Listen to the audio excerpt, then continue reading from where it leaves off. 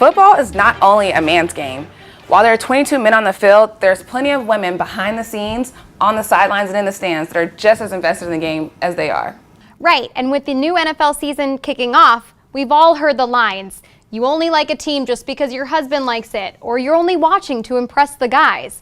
Or my favorite is you can only name the QB or the cutest guy on the field. Yeah, and that's just the reality of being an NFL fan when you're a woman. It's like they want to put us in this box, they want us to have bedazzled jerseys, they want us making buffalo dip, but I'm also invested in the game. Like, for example, you can find me on any Sunday just checking the injury reports, making sure my fantasy football team is all set, which I won last year. And I just think it's important to recognize that we love the NFL just as much as the guys. I think it's time that brands really take notice of female fans like us.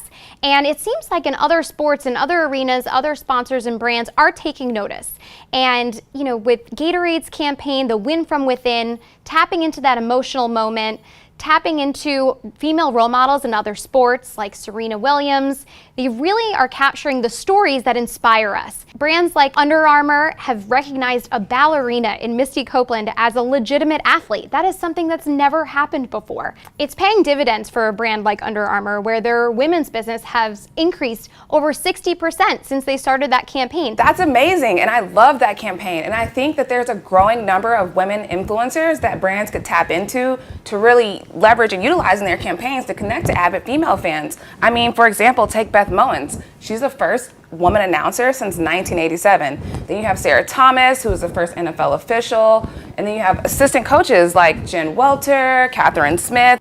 Yeah, it's definitely growing within ownership, within the league. There's really, like you said, a lot of role models that brands can start to tap into a little bit more to find those stories that inspire us. And that's really where the heart of it is. That's really where we see the opportunity for brands in the NFL space, is to take note of brands like Under Armour, like Gatorade, who are using these women influencers to inspire us in a subtle way.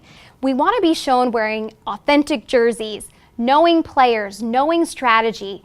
You know, that's our reality. For instance, P&G's Secret brand launched a campaign with digital videos around the Super Bowl last year that featured women knowing the strategy, knowing to run the ball in the red zone versus pass. When they're inside the 20, the shortened field compresses the defense, giving them less area to cover and less room for their receivers to get open. Pass plays become low percentage plays. Running is the way to go.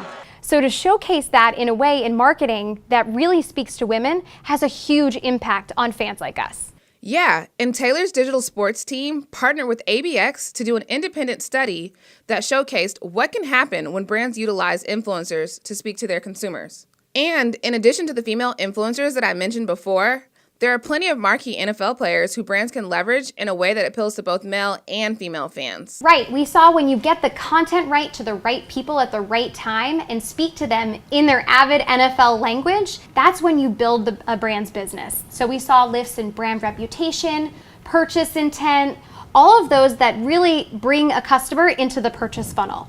So really the upside for brands is huge once they refocus and really start to treat women as the real NFL fans they are. So come February, this is the big win for teams, but for brands, it's capturing the hearts, minds, and wallets of avid female fans.